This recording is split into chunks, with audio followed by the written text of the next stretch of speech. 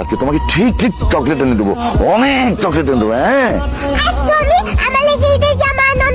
আরে আমার পাকনা মাইয়া রে, তুই চিন্তা করিস না, ঈদ আইতে মেলা দিন বাকি আছে, তোর ঈদের জামা আয়া পড়বো।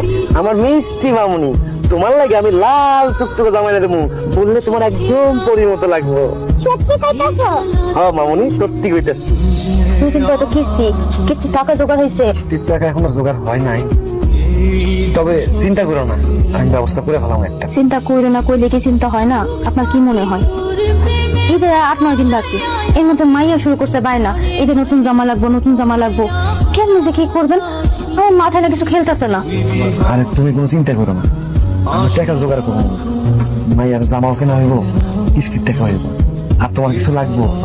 আমার কিছু লাগবো না, আমার নিয়ে আপনার কোনো চিন্তা করতে হইব না। এটা কোনো কথা কইলা?